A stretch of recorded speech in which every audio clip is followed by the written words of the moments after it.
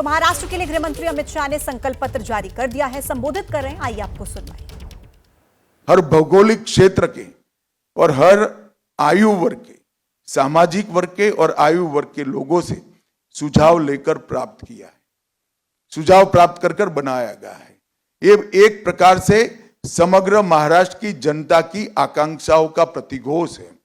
और मैं फिर से एक बार कहना चाहता हूं, महाराष्ट्र में जब जब युति की सरकार आती है, भाजपा के नेतृत्व में सरकार बनती है, महाराष्ट्र आगे बढ़ता हुआ दिखाई पड़ता है। और जब जब अघाड़ी की सरकार आती है, तब तब महाराष्ट्र में केवल और केवल राजनीति होती है। महाराष्ट्र के युवाओं को आगे बढ़ाने के लिए, महाराष्ट्र को राष्ट्र का, देश का प्रमुख राज्य बनाने के लिए और हर क्षेत्र में देश में महाराष्ट्र को सर्वप्रथम बनाने के लिए मैं अपील करने आया हूं महाराष्ट्र की जनता को कि आप मोदी जी के नेतृत्व में महायुति का साथ दीजिए।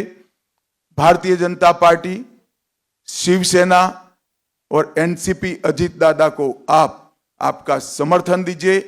कमल फूल, धनुष बाण और घड़ी पर अपना कीमती वोट देकर महाराष्ट्र के विकास में आप सहभागी बनिए।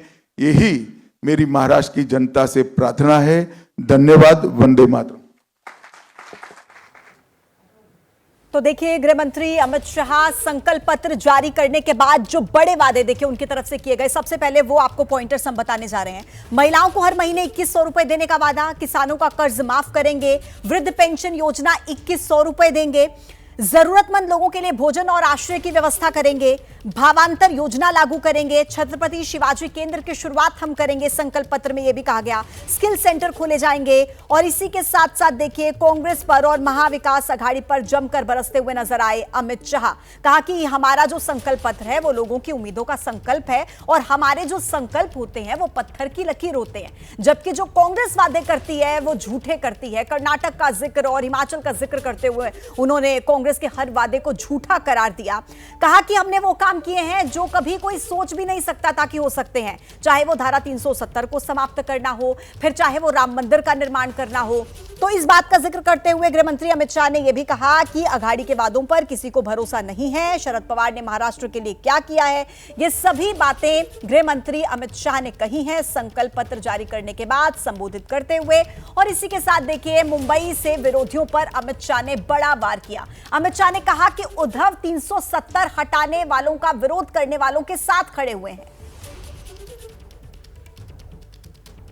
भारतीय जनता पार्टी की सरकार, एनडीए की सरकार, महायुति की सरकार जब जब बनी, हमारे संकल्पों को सिद्धि में परिवर्तित करने का काम हमने प्रयास पूर्वक किया। कोई नहीं मानता था कि धारा 370 का वादा समाप्त हो जाएगा, इस देश से धारा 370 चली जाएगी, मगर आज धारा 370 को समाप्त करने का काम मोदी जी के नेतृत्व में एनडीए सरकार ने किया। कोई नहीं मानता था इस देश में सीएए आएगा, कोई नहीं मानता था इस देश में यूसीसी की शुरुआत हो सकती है, कोई नहीं मानता था कि इस देश के अंदर ट्रिपल तलाक समाप्त हो जाएगा, कोई नहीं मानता था इस देश में राम जन्मभूमि का मंदिर 550 साल के बाद सम्मान के साथ राम जन्म के स्थान पर ही भव्य मंदिर दिखाई पड़ेगा। मैं आज उद्धव ठाकरे को भी कुछ याद कराने आया हूं। उद्धव जी, आप कहां बैठेगा इसका फैसला आपको ही करना है, हम नहीं कर सकते। आपको ही करना चाहिए, आपने ही करा है, मगर कहां बैठे हो वो जगह मैं जरूर याद कराना चाहता हूं। आप 370 हटाने के विरोध करने वालों के साथ बैठे हो, आप राम जन्मभूमि के निर्माण का विरोध करने वालों के साथ बैठे हो, आप सावरकर जी के लिए अपशब्द कहने वालों के साथ बैठे हो, आप संभाजी नगर नाम का विरोध करने वालों के साथ बैठे हो, सीएए और यूसीसी लाने का विरोध करने वालों के साथ बैठे हो, और आप वक्फ बोर्ड के अंदर आने वाले सुधारों के बिल का विरोध करने वालों के साथ।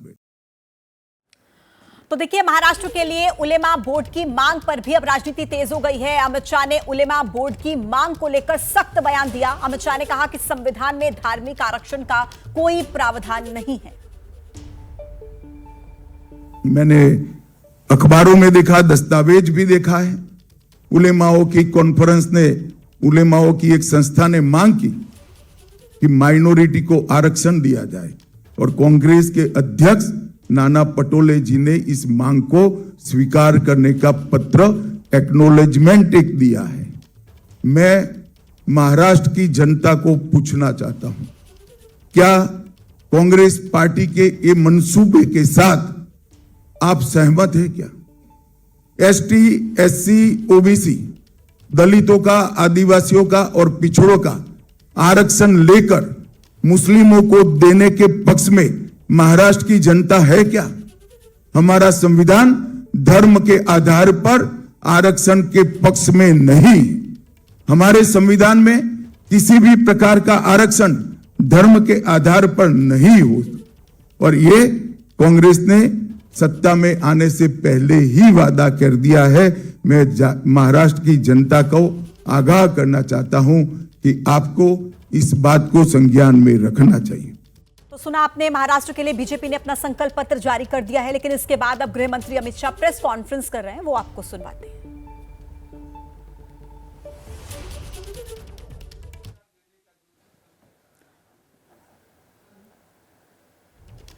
देखिए, पहले तो मैंने नहीं कहा कि वो अमल नहीं कर रहे हैं, उनके राष्ट्रीय अध्यक्ष जी ने कहा है कि बड़ा कठिन होता है ऐसे वादे दे देते हो तब। और मैं पूरी महाराष्ट्र की जनता को करबद्ध विनंती करना चाहता हूं। महाराष्ट्र के लोग हिमाचल में भी है, महाराष्ट्र के लोग कर्नाटक में भी है और महाराष्ट्र के लोग तेलंगाना में भी है। जरा फोन कर पूछ लीजिए कि किस प्रकार की अव्यवस्था वहां पर बनी हुई है और वादों का क्रियान्वयन कितना हुआ है।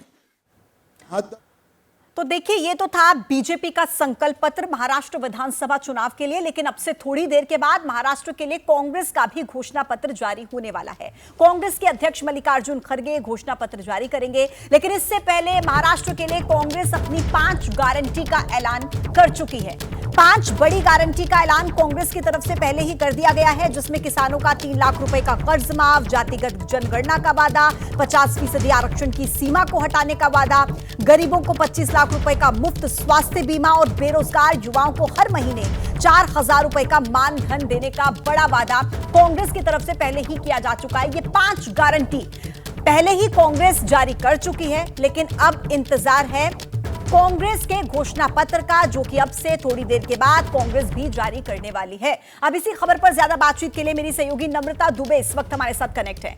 नम्रता, देखिए, कांग्रेस की तरफ से पहले ही अपनी 5 गारंटी तो लॉन्च कर दी गई थी, अब इंतजार हो रहा है कि कब घोषणा पत्र जारी होगा, और क्या घोषणा पत्र में भी जिस तरीके से देखिए बीजेपी की तरफ से बड़े बड़े वादे किए गए हैं, क्या उसी को ध्यान में रखते हुए कांग्रेस के घोषणा पत्र में भी कुछ ऐसा ही देखने को मिल सकता है, और कितनी देर में घोषणा पत्र जारी किया जाएगा? इस प्रकार के भगवों का जी देखिए, 12 बजे का वक्त दिया गया है जब मल्लिकार्जुन खड़गे के हाथों कांग्रेस का जो मैनिफेस्टो है वो लॉन्च होगा। उसके साथ साथ संजय राउत और तमाम जो नेता हैं वो भी इसमें शामिल होंगे। आपको बता दें कि जो 5 गारंटी है उसका उल्लेख तो इस मैनिफेस्टो में होगा, साथ ही जातीय जनगणना और जातीय आरक्षण की जो 50% से बढ़ाकर आगे की बात राहुल गांधी करते हैं, उन तमाम चीज़ों का भी उल्लेख होगा। अब ऐसे में देखना होगा कि क्या संजय राउत और तमाम नेता इसका सपोर्ट करते हैं, क्योंकि उनकी तरफ से शुरुआत में भी पहले इसका विरोध किया गया था। दूसरी बात है महालक्ष्मी योजना, जिसके तहत हर महीने तकरीबन 3,000 से 4,000 रुपए देने की बात कांग्रेस की तरफ से गारंटी में की गई थी, क्योंकि भाजपा का कहना है कि जो लाड़की योजना है उसके चलते बीजेपी को फायदा हुआ, महायुति को फायदा हुआ, उसको कॉपी करते हुए जो है महालक्ष्मी योजना महाराष्ट्र में लागू करना चाहती है कांग्रेस, तो वो भी उनके मैनिफेस्टो में देखने मिल सकता है। इसके साथ साथ अगर बात करें तो किसानों को महीने 3 लाख रुपए का जो कर्ज है वो देने की बात कांग्रेस अपने मैनिफेस्टो में कर सकती है। 25 लाख रुपए तक के बुजुर्गों को जो है मेडिक्लेम देने और हेल्थ इंश्योरेंस देने की बात जो है वो मैनिफेस्टो में दिखाई देगा। सबसे ज्यादा जरूरी अगर बात करें तो अल्पसंख्यक और महिलाओं के वोटों को आकर्षित करने की पूरी कोशिश कांग्रेस की महाराष्ट्र में होगी, जिसके चलते उनको लेकर खास तौर पर तमाम योजनाओं का जो उल्लेख है वो इस मैनिफेस्टो में देखने मिलेगा। तो कुछ ही देर की बात है, भाजपा ने लॉन्च कर दिया है अपने संकल्प पत्र को। अब कुछ देर में मल्लिकार्जुन खड़गे जो हैं वो मुंबई के ट्राइडेंट होटल में तमाम नेताओं के साथ इस संकल्प पत्र को लॉन्च करते नजर आएंगे, और जो 5 5 गारंटी है उसका समावेश इसमें बिल्कुल। और नम्रता, होने जैसा वाला कि है आपने जी। पहले कहा कि महिलाओं पर फोकस रहेगा, किसानों पर फोकस रहेगा, और वही फोकस बीजेपी का भी अपने संकल्प पत्र के दौरान देखने को मिला है। नम्रता, मैं फिर से आपके पास लौटूंगी।